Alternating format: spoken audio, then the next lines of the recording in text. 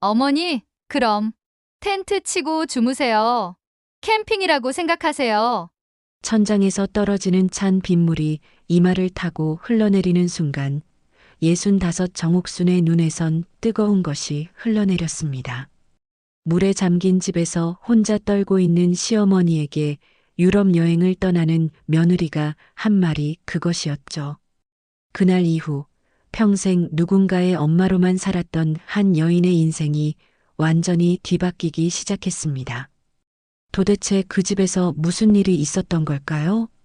오전 10시 마음을 흔드는 이야기 하나씩 전해드립니다. 좋아요, 구독, 알림 설정은 언제나 무료니까요. 사연 들으시면서 마음에 닿았다면 살짝 응원 부탁드립니다. 그럼 오늘의 사연 시작합니다.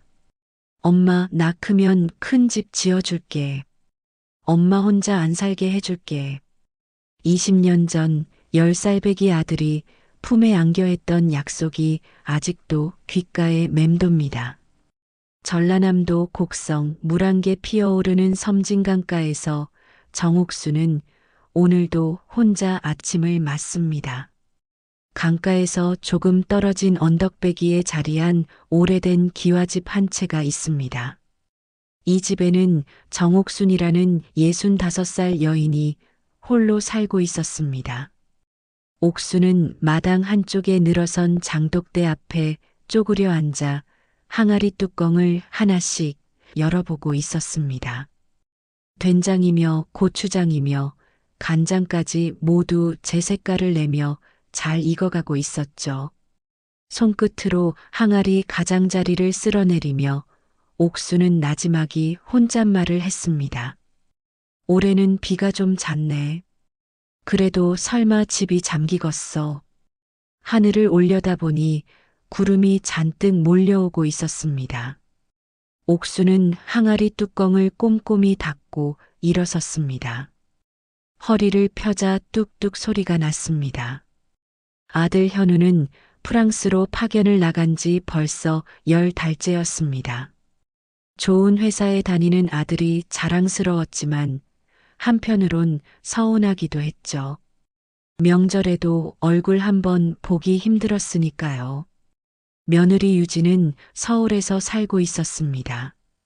도시에서 나고 자란 유진은 시골이 불편하다며 좀처럼 내려오지 않았습니다. 전화도 뜸했죠. 한 달에 한두 번 안부를 묻는 게 고작이었습니다. 점심 무렵 옥수는 장독대를 정리하고 있었습니다. 된장, 고추장, 간장. 혼자 먹기엔 너무 많은 양이었지만 습관처럼 매년 담그고 있었죠. 이번엔 며느리 주려고 담근 건데 작년에 담근 고추장을 유진에게 보냈더니 돌아온 대답이 떠올랐습니다. 어머니, 저희는 마트에서 사 먹어요. 요즘 누가 장 담가 먹어요? 그 후로는 보내지 않았습니다. 혼자 먹기엔 너무 많아서 대부분 이웃들에게 나눠주고 있었죠. 핸드폰이 울렸습니다. 현우였습니다. 엄마, 잘 지내시죠? 그래, 잘 지낸다. 넌 잘 있고? 네, 바빠서 정신없어요. 아, 엄마 다음 달에 생활비 좀 늦게 보낼 것 같아요. 카드값이 좀 많이 나와서. 괜찮아. 나야 쓸 데도 없는데. 죄송해요. 유진이가 유럽 여행 가고 싶다고 해서 다음 달엔 꼭 보낼게요. 전화를 끊고 옥수는 한숨을 쉬었습니다. 유진의 유럽 여행비는 되고 어머니 생활비는 안 되는구나. 마음 한구석이 서늘해졌죠. 옥순아, 장 담그는 날 잊지 않았지? 담장 너머로 이웃집 조금자의 목소리가 들려왔습니다. 조금자는 옥순보다 2살 많은 67살로 이 마을에서 가장 친한 벗이었죠. 있긴 누가 잊어. 내일 아침 일찍 시작하자고 했잖아. 옥순이 대답하자 조금자가 대문을 열고 들어왔습니다. 손에는 막 딴 상추며 깻잎이 한 알음 들려 있었죠. 텃밭에서 나온 거야. 저녁에 쌈 싸 먹어. 고맙네. 혼자 먹기엔 많은데 같이 먹고 가. 두 사람은 부엌으로 들어갔습니다. 옥순이 된장찌개를 끓이는 동안 조금자는 상추를 씻었습니다. 이런 일상이 벌써 10년째였죠. 남편을 먼저 보낸 두 여인은 서로 의지하며 살아가고 있었습니다. 현우는 언제 온대? 글쎄, 프랑스 출장이 연장됐다던데. 벌써 반년이 넘었네. 며느리는 가끔 내려와. 옥수는 대답 대신 된장을 한 숟갈 더 넣었습니다.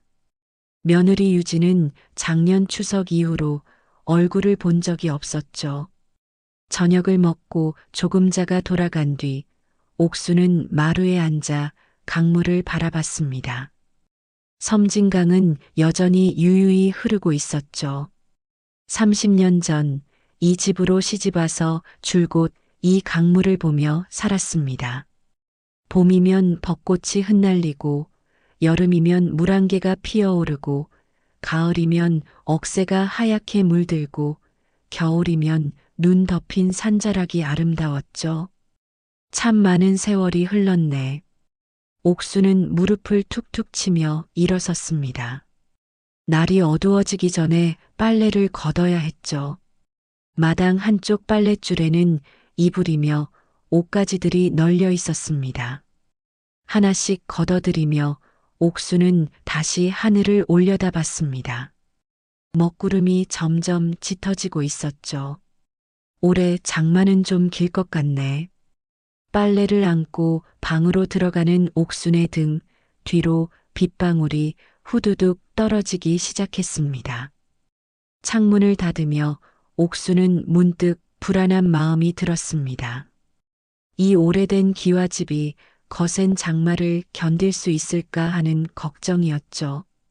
밤이 깊어갈수록 빗줄기는 점점 굵어졌습니다. 지붕에 떨어지는 빗소리가 요란했죠. 옥수는 잠자리에 누웠지만 쉽게 잠들지 못했습니다. 천장을 올려다보니 어둠 속에서도 얼룩진 자국들이 보였습니다. 작년 장마 때 샘물 자국이었죠. 올해는 꼭 지붕 수리해야 하는데. 하지만 돈이 문제였습니다. 현우에게 말하면 부담스러워할 것 같아 차마 입을 열지 못했죠.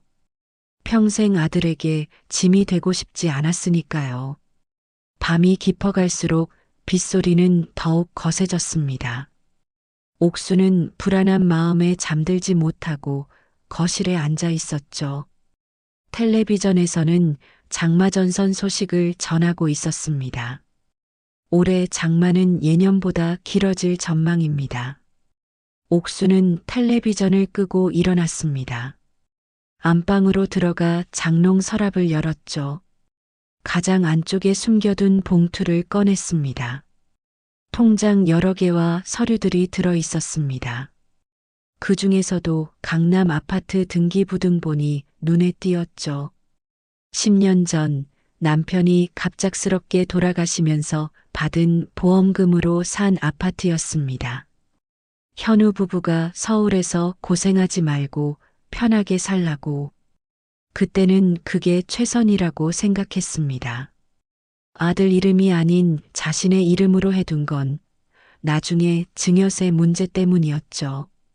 현우가 그렇게 하는 게 좋다고 했으니까요. 통장을 펼쳐봤습니다. 숫자들이 빼곡했지만 대부분 들어온 그대로 있었죠. 쓸 일이 없었습니다. 아니, 쓸 엄두가 나지 않았습니다. 평생 아껴온 습관이 몸에 배어 있었으니까요. 봉투를 다시 넣고 누웠지만 잠은 오지 않았습니다. 빗소리와 함께 지난 세월들이 떠올랐죠. 25에 시집와서 시부모 모시고 농사 짓고 아들 키우고 그렇게 40년을 살았습니다. 남편이 돌아가신 후엔 혼자서 모든 걸 감당했죠. 그래도 아들이 있어서 언젠가는 곁에 있어 줄 거라고 믿어서 버틸 수 있었습니다. 그런데 현우는 점점 멀어져만 갔습니다. 취직하고 결혼하고 이제는 외국에까지. 며느리 유진은 처음부터 거리를 뒀죠. 시골이 불편하다, 지저분하다, 할 게 없다. 내가 뭘 잘못했나? 옥수는 눈을 감았습니다. 내일은 비가 그치기를 그저 그것만 바랐습니다. 다음 날 새벽 옥수는 평소보다 일찍 눈을 떴습니다. 창밖은 여전히 어두웠고 빗소리는 밤새 그치지 않았죠. 조금자와 약속한 장 담그기를 위해 서둘러 일어났지만 방문을 열자마자 발가락 사이로 차가운 물이 스며들었습니다. 아이고, 이게 뭐요? 마루 바닥에 물이 고여 있었습니다. 천장을 올려다보니 여기저기서 물방울이 똑똑 떨어지고 있었죠. 옥수는 급히 대하며 양동이를 가져다 놓았습니다. 하지만 새는 곳이 한두 군데가 아니었습니다. 부엌으로 가보니 상황은 더 심각했습니다. 바닥이 온통 물바다였죠. 전등 스위치를 올렸지만 불이 들어오지 않았습니다. 전기마저 나간 것입니다. 옥수는 손전등을 들고 집 안 곳곳을 살폈습니다. 안방 장롱 밑으로도 물이 스며들고 있었고 마당은 이미 진흙탕이 되어 있었죠.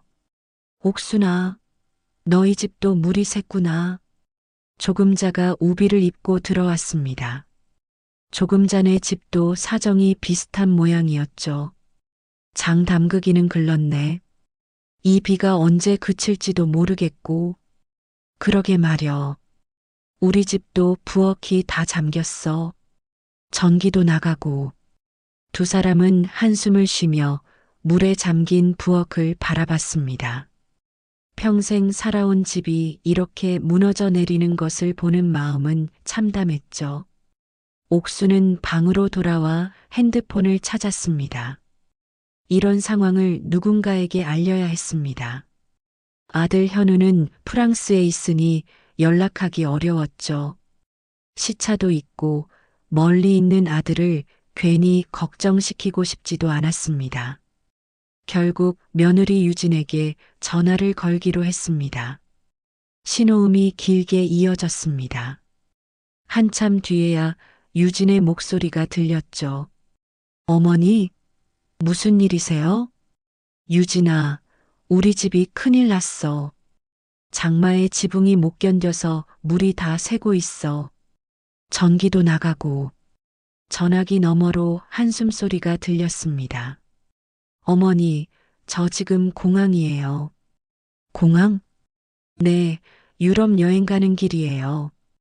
현우 오빠가 말 안 했나요? 옥수는 할 말을 잃었습니다. 아들은 카드값 때문에 생활비도 못 보낸다고 했는데 며느리는 유럽 여행을 간다니요.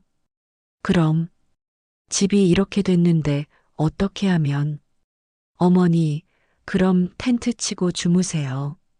아니면 면사무소에 연락해서 대피소 가시든가요. 천장에서 떨어지는 찬 빗물이 옥순의 이마를 타고 흘러내렸습니다. 텐트를 치고 자라고 목소리가 떨렸습니다. 65평생 이렇게 서러운 순간이 있었을까요? 네, 캠핑이라고 생각하세요. 요즘 감성 캠핑 유행이잖아요. 어머니도 힙해지세요.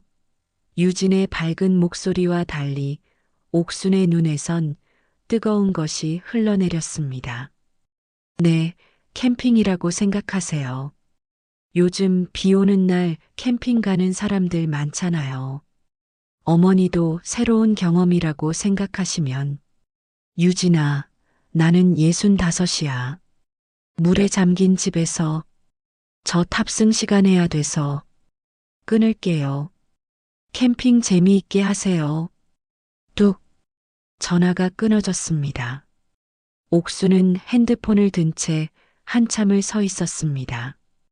캠핑 재미있게 하세요라는 말이 귓가에 맴돌았죠. 조금자가 걱정스럽게 물었습니다. 뭐래? 캠핑하래. 재미있을 거래. 뭐, 이 난리의 캠핑? 조금자도 어이가 없다는 표정이었습니다. 두 사람은 말없이 물에 잠긴 부엌을 바라봤죠. 창밖으론 여전히 비가 쏟아지고 있었습니다. 면사무소에 전화했지만 비슷한 피해를 입은 집이 많아서 당장 도움을 받기는 어려웠습니다. 옥수는 젖은 이불과 옷가지들을 마루에 쌓아놓고 한숨을 쉬었습니다. 오후가 되자 동네 청년들이 와서 지붕에 비닐을 덮어줬습니다. 임시 방편이었지만 그나마 다행이었죠. 전기는 여전히 들어오지 않았고 저녁은 촛불을 켜놓고 먹어야 했습니다. 밤이 되자 집안은 더욱 춥고 어두웠습니다. 물은 계속 새고 있었고 바닥은 질퍽거렸죠. 옥수는 거실 한쪽 마른 곳에 이불을 깔고 앉았습니다. 캠핑 갔고 좋겠네요. 유진의 말이 계속 떠올랐습니다. 물에 잠긴 집, 전기도 없는 어둠 속에서 혼자 떨고 있는 시어머니에게 한 말이 그것이었습니다. 옥수는 처음으로 분노를 느꼈습니다. 평생 참고 이해하려 했던 마음이 무너지는 순간이었죠. 내가 대체 뭘 잘못했길래. 새벽녘이 되어서야 잠시 눈을 붙였다가 천장에서 떨어진 물방울에 깨어났습니다. 얼굴이 젖어 있었죠. 빗물인지 눈물인지 분간이 안 갔습니다. 사흘째 되는 날 아침, 비가 그치기 시작했습니다. 구름 사이로 간간히 햇살이 비치더니 오후가 되자 완전히 개었죠. 옥수는 물에 잠긴 집안을 둘러보며 한숨을 내쉬었습니다. 마당의 고인 물은 빠지기 시작했지만 집안은 여전히 엉망이었습니다. 옥순아, 이제 청소 시작해야겠네. 조금자가 고무장갑을 끼고 들어왔습니다. 동네 사람들도 하나둘 모여들었죠. 시골 마을의 인심은 이럴 때 빛을 발했습니다.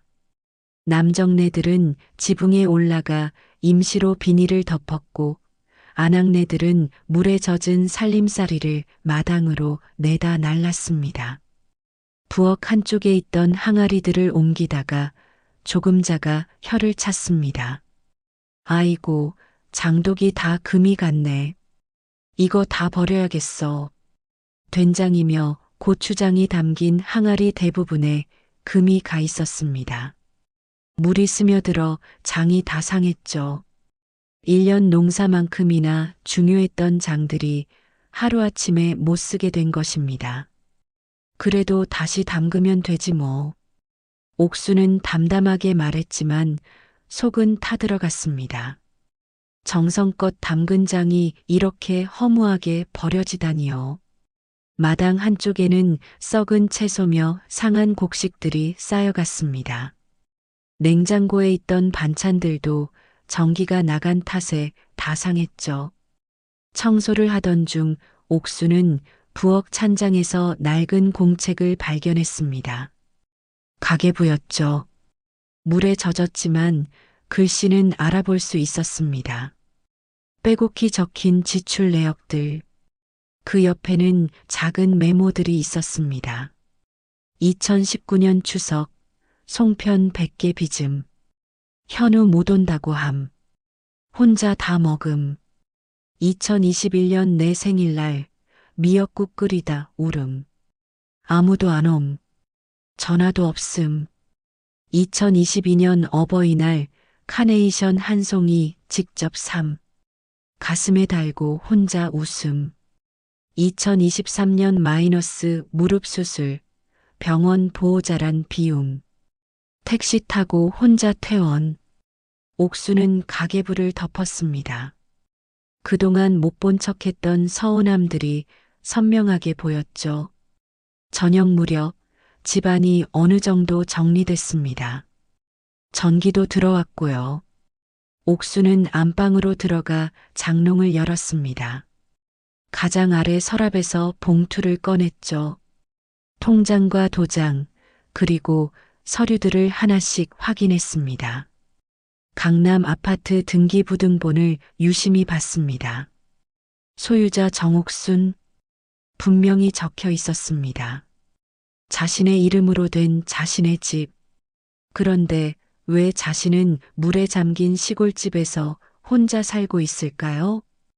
그때 핸드폰이 울렸습니다. 현우였습니다. 엄마 괜찮아요? 유진이한테 들었어요. 집에 물이 많이 샜다고. 그래. 이제 좀 나아졌어. 다행이네요. 아, 엄마 생활비는 다음 달에 2달치 한꺼번에 보낼게요. 현우야. 네. 유진이는 유럽 잘 갔니? 잠시 침묵이 흘렀습니다. 네. 오늘 파리 도착했대요. 그래. 재미있게 놀다 오라고 해. 전화를 끄는 옥수는 물에 젖은 방 한가운데 서 있었습니다.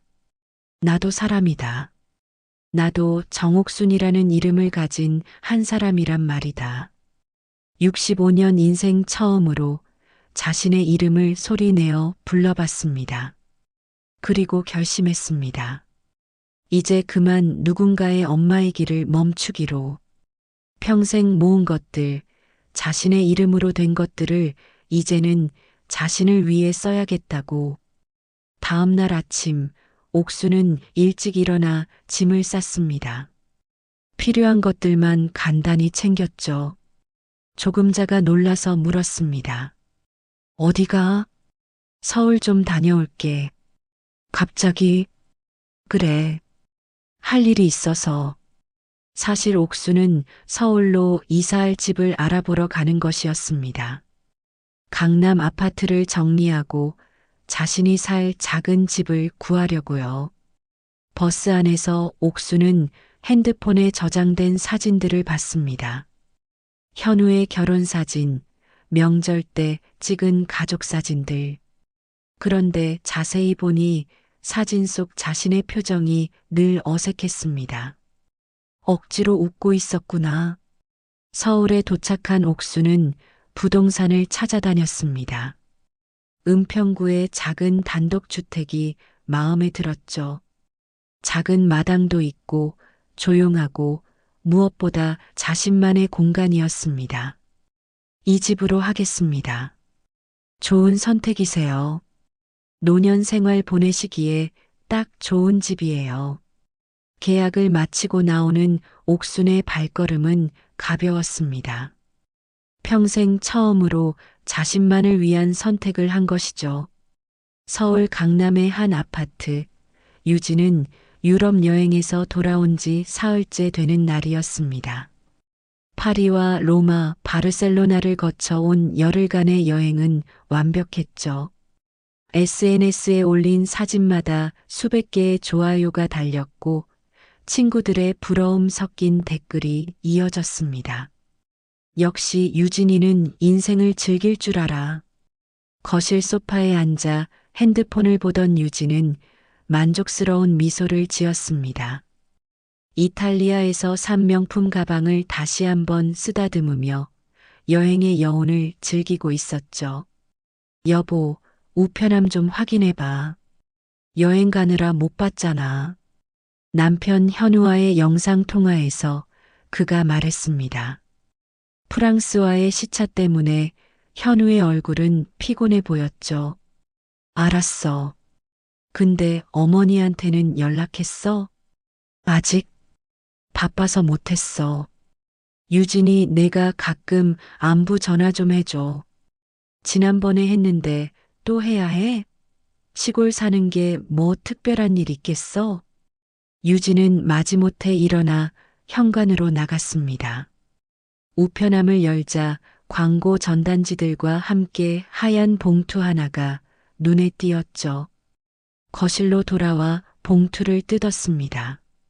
그런데 내용을 읽는 순간 유진의 얼굴이 하얗게 질렸죠.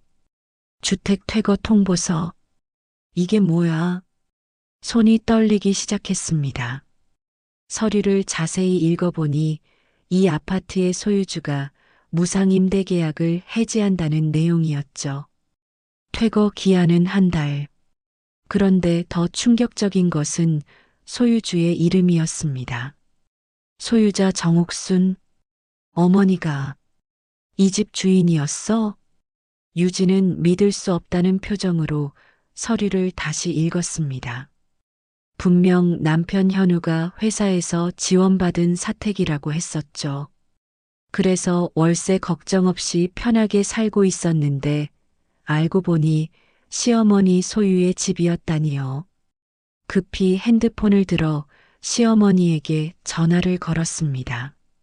하지만 들려오는 건 차가운 기계음 뿐이었죠. 지금 고객님이 전화를 받을 수 없습니다. 삐소리 후 몇 번을 더 걸어봤지만 마찬가지였습니다. 전화번호를 바꾼 것일까요? 유진은 당황한 마음에 현우에게 다시 영상통화를 걸었습니다. 여보, 큰일 났어. 우리 집에 퇴거 통보서가 왔는데. 뭐, 퇴거 통보서? 이 집이 어머니 명의래. 당신 회사 지원주택 아니었어? 현우의 표정도 당황스러워졌습니다. 잠시 침묵이 흐른 뒤 그가 천천히 입을 열었죠. 사실은 엄마가 우리 신혼집으로 쓰라고 해준 거야. 회사 사택이라고 하면 내가 부담스러워 할까봐. 뭐야? 그럼 우리가 지금까지 시어머니 집에 얹혀 살았다는 거야? 유진의 목소리가 높아졌습니다. 자존심이 상했죠.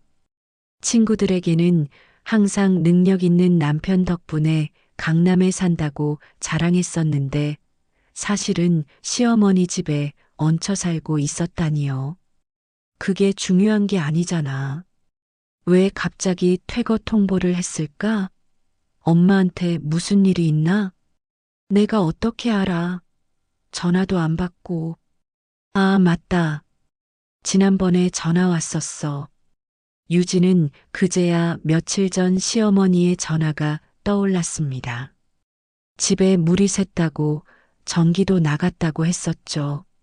하지만 유럽 여행을 앞두고 있던 유진은 대충 듣고 넘겼습니다. 뭐라고 했는데? 집에 물이 샜다고. 장마 때문인가? 근데 시골집이 좀 새면 어때? 그냥 캠핑이라고 생각하라고 했어. 현우의 얼굴이 굳어졌습니다.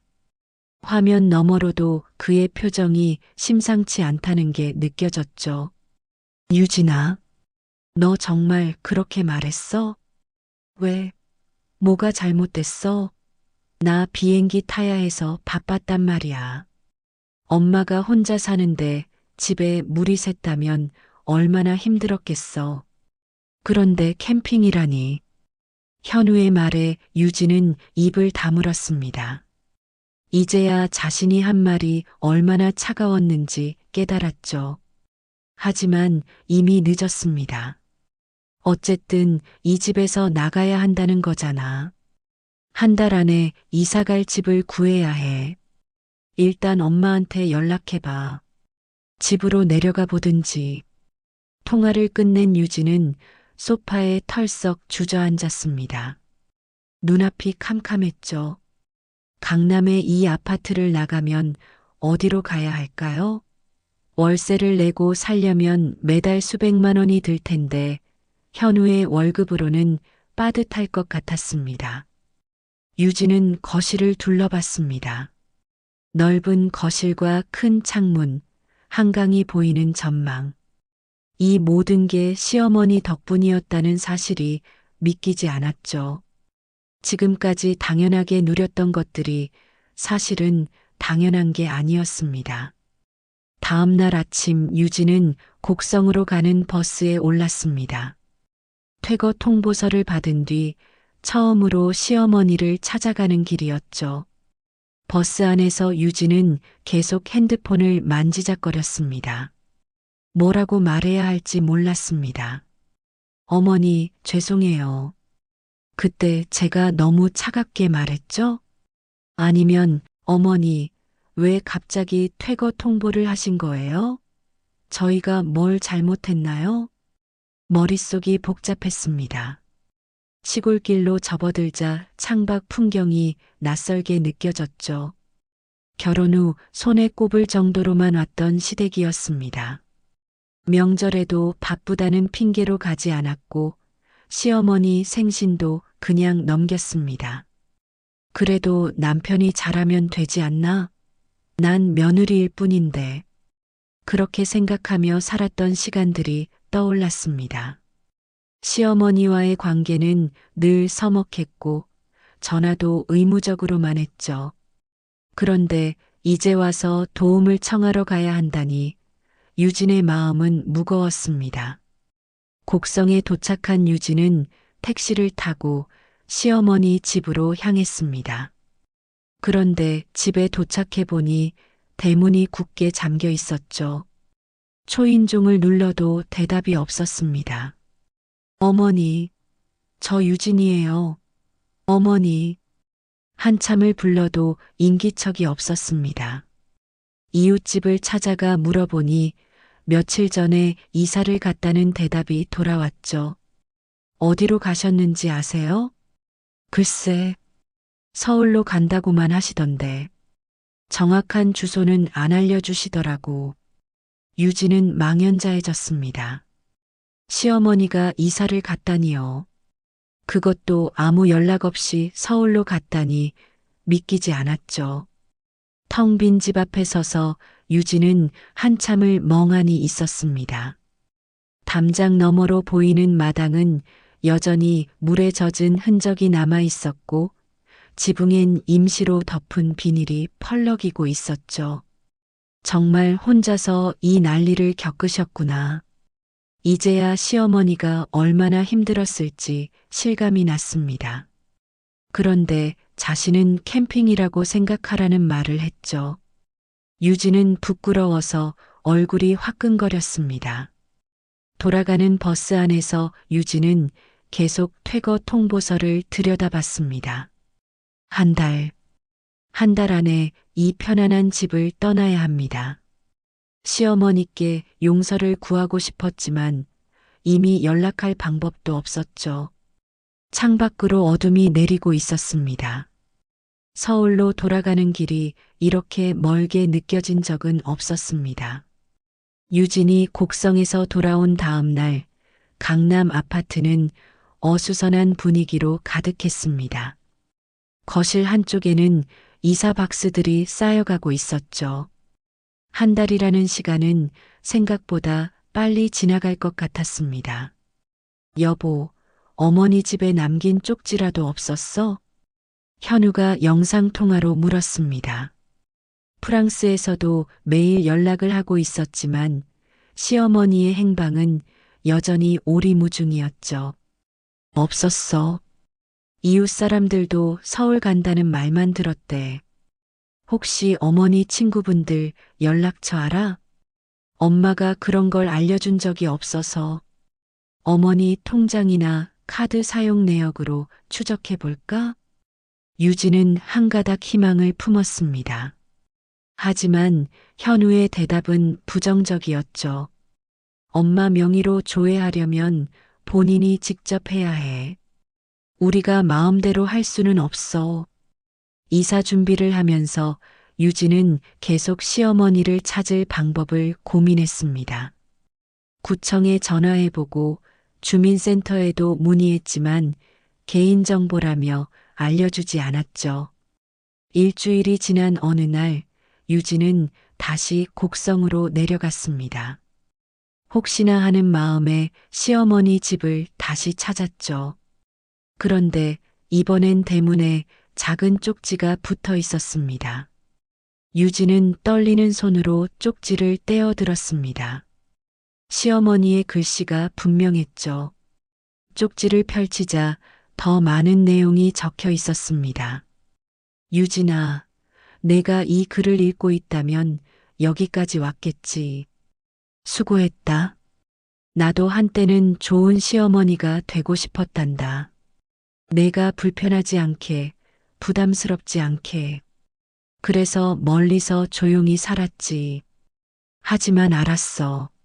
내가 아무리 조심해도 너에겐 그저 불편한 시골 시어머니일 뿐이라는 걸. 물에 잠긴 집에서 혼자 있을 때, 내 목소리를 들었을 때, 난 깨달았어. 우리 사이엔 정이 없다는 걸. 그러니 이제 서로 자유롭게 살자. 너도 시어머니 눈치 안 보고, 나도 며느리 기대 안 하고. 그게 서로에게 좋을 거야. 집은 이미 정리했으니 찾지 마라. 잘 살아라. 정말 남남이 됐네. 유진은 길가 전봇대에 기대 앉아 눈물을 삼켰습니다. 처음으로 진심으로 후회가 밀려왔죠. 시어머니와 정말 남남이 되어버렸다는 사실이 믿기지 않았습니다. 집으로 돌아온 유진은 현우에게 쪽지 내용을 전했습니다. 화면 너머 현우의 얼굴이 어두워졌죠.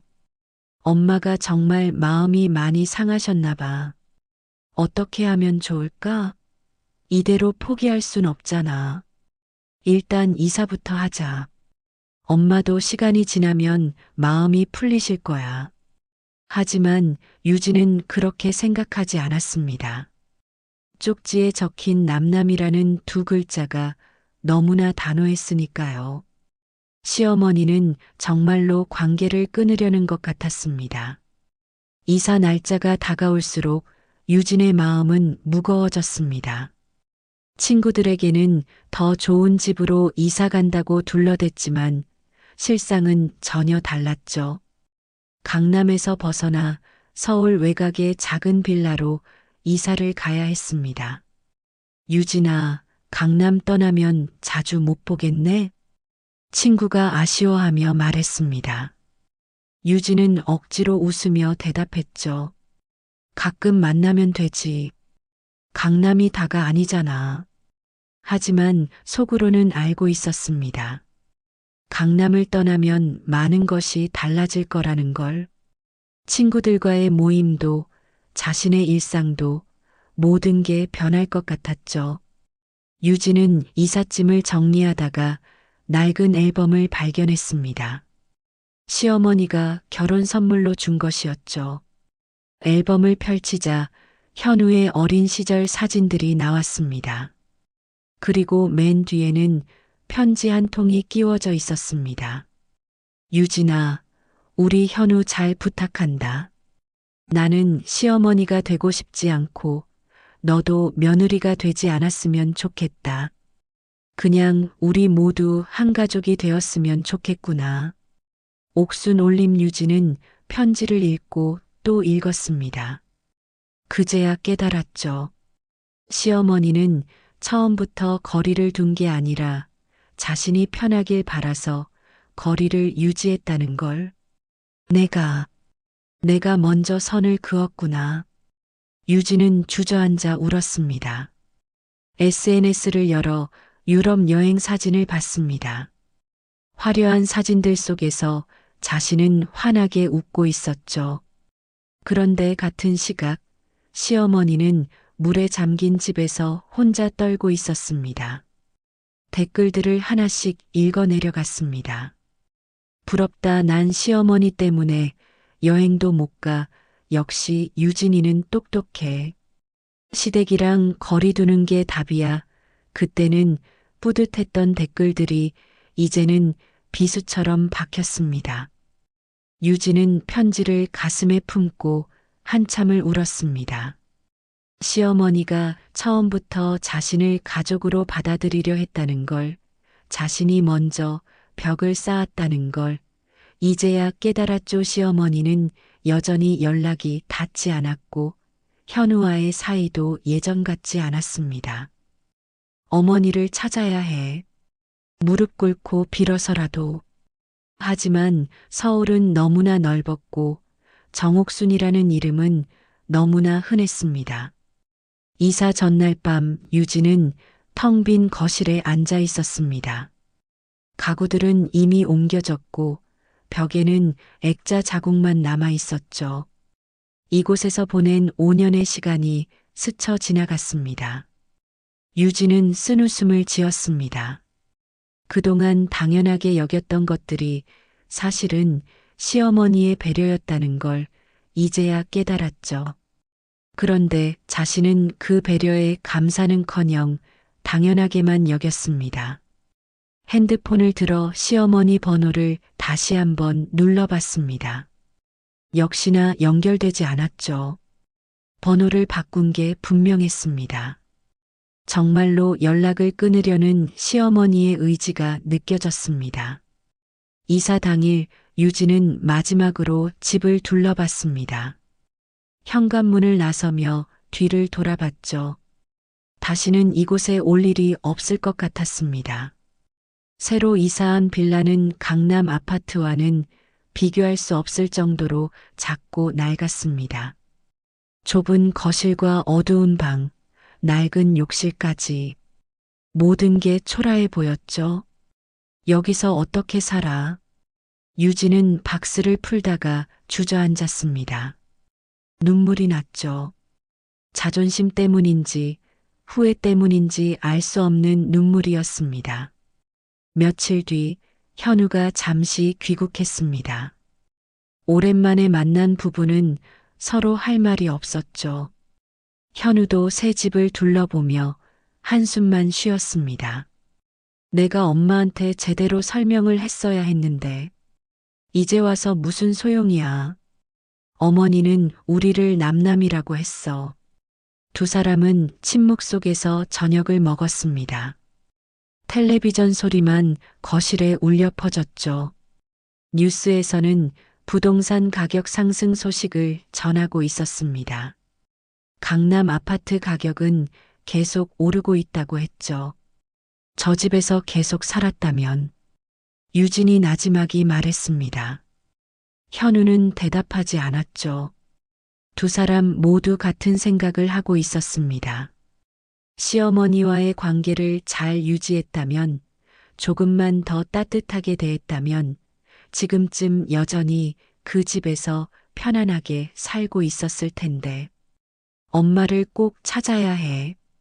사과라도 해야지. 현우가 말했습니다. 유진도 고개를 끄덕였죠. 하지만 어디서부터 어떻게 찾아야 할지 막막했습니다. 1,000,000명이 사는 이 도시에서 한 사람을 찾는다는 건 불가능에 가까웠습니다. 그날 밤 유진은 일기를 썼습니다.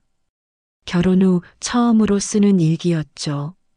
시어머니와 정말 남처럼 아무 관계도 없는 사이가 됐다. 며느리로서 최소한의 예의도 지키지 못했던 나를 어머니는 용서하지 않으셨다. 이제 어떻게 해야 할까? 정말 이대로 끝인 걸까? 창밖으로 보이는 풍경도 예전과는 달랐습니다. 한강이 보이던 자리엔 낡은 건물들만 빼곡했죠. 유진은 창문을 닫고 불을 껐습니다. 다음 날 유진은 동네 주민에게 부탁해 알게 된 어머니 지인에게 전화를 했습니다. 혹시 어디쯤으로 가신다고 하지 않으셨나요? 글쎄요. 아, 그러고 보니 친구분이랑 통화하시면서 뭐라고 하시던데. 강북 쪽이었나? 정확히는 모르겠네요. 작은 단서였지만 유진은 희망을 품었습니다. 서울 강북 쪽이라면 범위가 좁혀진 것이었죠. 하지만 여전히 막막하기는 마찬가지였습니다. 그로부터 석 달이 지난 어느 날 현우가 갑작스럽게 귀국했습니다. 프랑스 지사가 예상보다 빨리 철수하게 됐다는 것이었죠. 왜 이제야 말해? 2달 전에 결정됐다면서? 유진의 목소리가 날카로웠습니다. 그때 내가 유럽 여행 중이었잖아. 기분 상할까봐. 기분 상할까봐? 우리가 이렇게 된 게 다 누구 때문인데. 현우는 고개를 숙였습니다. 처음으로 아내 앞에서 작아지는 자신을 느꼈죠. 내가 엄마 집이라고 미리 말했어야 했어. 하지만 너도 엄마한테 너무했잖아. 또 내 탓이야? 당신은 맨날 해외에 있으면서 시어머니 생신도 명절도 다 나 혼자 감당하라고 했잖아. 그래도 캠핑이라니. 물에 잠긴 집에서 혼자 계신 엄마한테 유진이 갑자기 웃기 시작했습니다. 차가운 웃음이었죠. 그럼 당신은 뭘 했는데? 프랑스에서 엄마 죄송해요 한마디 했어? 생활비 미룬다고 전화한 게 다잖아. 두 사람은 처음으로 서로를 향해 쌓였던 불만을 쏟아냈습니다. 강남 아파트에서는 감춰졌던 것들이 좁은 빌라에서는 숨길 곳이 없었죠. 이대로는 못 살겠어. 우리 유진이 말을 꺼냈다가 멈췄습니다. 이혼이라는 두 글자가 목구멍까지 올라왔지만 차마 뱉지 못했죠. 현우도 알아들었는지 고개를 떨구었습니다. 시간을 좀 갖자. 엄마를 찾은 다음에 다시 얘기하자. 현우는 놀란 눈으로 아내를 바라봤죠. 진심이야? 당신 엄마가 우리를 남남으로 만들었잖아. 우리도 그렇게 되는 거야. 그날 밤 현우는 거실 소파에서 잤습니다. 새벽에 일어나 어머니께 문자를 보냈죠. 엄마, 저 현우예요. 이 번호 차단하지 마세요. 엄마가 옳았어요. 저희가 너무 못났어요. 한 번만 만나주세요. 하지만 답은 오지 않았습니다. 한편 그 시각 서울 은평구의 한 조용한 주택가. 정옥수는 아들의 문자를 확인하고도 핸드폰을 내려놓았습니다. 마음 한구석이 아렸지만 돌아갈 수는 없었죠. 미안하다, 현우야. 하지만 엄마도 이제는 엄마의 삶을 살아야겠다. 창밖을 보니 봄비가 내리고 있었습니다. 곡성의 그 장맛비와는 다른 새로운 시작을 알리는 비였죠. 곡성을 떠난 지 4달이 지났죠. 처음엔 낯설기만 했던 서울 생활이 이제는 조금씩 익숙해지고 있었습니다. 옥순 씨, 오늘도 일찍 나오셨네요? 처음으로 현우 엄마가 아닌 옥순 씨로 불린 날, 그녀는 화장실에 들어가 한참을 울었습니다. 기쁨의 눈물이었습니다. 드디어 자신의 이름을 되찾은 것 같아서 옆집에 사는 김정희가 인사를 건넸습니다. 정희는 옥순보다 3살 적은 62살로 서울 토박이었죠. 옥순이 이사 온 날부터 친절하게 대해준 덕분에 금세 친해졌습니다. 아침 공기가 좋아서요. 정희 씨도 산책 다녀오셨어요? 네, 북한산 둘레길 한 바퀴 돌고 왔죠. 옥순 씨도 같이 가실래요? 내일 아침에. 옥순은 잠시 망설이다가 고개를 끄덕였습니다. 시골에서는 늘 일만 했는데 서울에 와서는 이렇게 여유를 즐길 수 있었죠. 무엇보다 자신을 정옥순이라는 이름으로 불러주는 사람들이 있다는 게 좋았습니다. 집으로 들어와 거실에 앉은 옥순은 탁자 위에 놓인 브로셔를 펼쳤습니다. 유럽 패키지 여행 마이너스 시니어 특별 프로그램이라고 적혀 있었죠. 며칠 전 정희가 같이 가자며 가져온 것이었습니다. 평생 남 뒷바라지만 하다가 이제야 나를 위해 쓸 때가 됐네. 옥수는 통장을 꺼내 잔액을 확인했습니다. 강남 아파트를 정리하고 받은 돈과 평생 모은 돈을 합치니 제법 큰 금액이었죠. 이제는 누구 눈치 볼 필요 없이 자신을 위해 쓸 수 있었습니다. 핸드폰이 울렸습니다. 모르는 번호였죠. 잠시 망설이다가 받았습니다. 여보세요? 어머니, 저 유진이에요. 드디어 연락이 됐네요. 순간 옥순의 표정이 굳어졌습니다. 어떻게 번호를 알았을까요? 하지만 이내 차갑게 대답했습니다. 잘못 거셨습니다. 어머니, 제 목소리 아시잖아요. 정말 죄송해요. 그때 제가 뚝 옥수는 전화를 끊었습니다. 그리고 곧바로 그 번호를 차단했죠. 마음 한구석이 쓰라렸지만 이미 결심한 일이었습니다. 더는 누구의 어머니로, 누구의 시어머니로 살고 싶지 않았습니다. 오후가 되자 옥수는 동네 문화센터로 향했습니다. 일주일 전부터 다니기 시작한 노래교실 시간이었죠. 처음엔 쑥스러웠지만 이제는 제법 즐거웠습니다. 정옥순 씨, 오늘도 제일 먼저 오셨네요. 강사가 반갑게 인사했습니다. 옥수는 환하게 웃으며 자리에 앉았죠. 곧 다른 수강생들도 하나둘 들어왔습니다. 모두 비슷한 나이의 여성들이었죠. 오늘은 님과 함께를 배워볼게요. 다들 아시는 노래죠? 음악이 흘러나오고 모두가 함께 노래를 부르기 시작했습니다. 옥순도 따라 부르며 어깨를 들썩였죠. 평생 처음으로 자신의 목소리를 내는 기분이었습니다. 노래교실이 끝난 후 수강생들과 함께 근처 카페에 들렀습니다. 커피를 마시며 수다를 떨었죠. 시골에서는 상상도 못했던 일이었습니다. 옥순 씨는 가족이 어떻게 되세요? 누군가 물었습니다.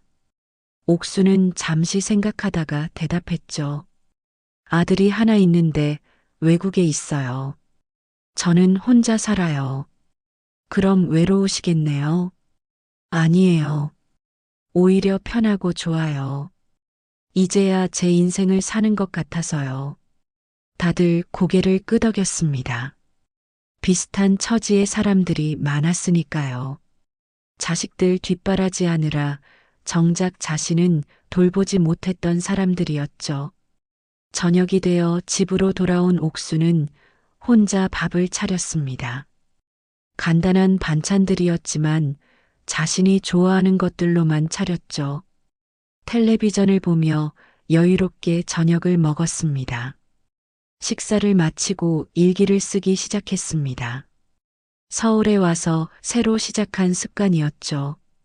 오늘도 즐거운 하루였다. 노래교실에서 새로운 노래를 배웠고 친구들과 커피도 마셨다. 유진이한테 전화가 왔지만 받지 않았다. 미안하지만 이제는 내 삶을 살고 싶다. 내일은 정희와 함께 북한산 둘레길을 걸을 예정이다. 날씨가 좋았으면 좋겠다. 일기를 쓰고 나니 마음이 편해졌습니다. 하루하루가 새로웠고 내일이 기대됐죠. 평생 처음으로 자신만을 위한 계획을 세우는 재미가 있었습니다. 다음 날 아침, 옥수는 일찍 일어나 등산복을 입었습니다. 서울에 와서 새로 산 옷이었죠. 거울을 보니 젊어 보였습니다. 아니, 정확히는 살아있는 사람처럼 보였습니다. 정희와 만나 북한산 둘레길을 걸었습니다. 맑은 공기와 아름다운 풍경이 마음을 시원하게 해줬죠. 걷다가 벤치에 앉아 쉬며 정희가 물었습니다. 옥순 씨, 서울 생활은 어때요? 시골이 그립지 않아요? 가끔 생각나긴 하지만 지금이 더 좋아요. 제 이름으로 사는 게 이렇게 좋은 줄 몰랐어요. 맞아요. 우리 나이에 새 삶을 시작하는 게 쉽지 않은데 옥순 씨는 정말 용감해요. 옥순은 미소를 지었습니다. 용감하다기보다는 필요했던 선택이었죠. 더 늦기 전에 자신의 삶을 찾고 싶었습니다. 일주일 후 옥수는 여행사를 찾았습니다. 유럽 패키지 여행을 예약하기 위해서였죠. 직원이 친절하게 설명해 줬습니다.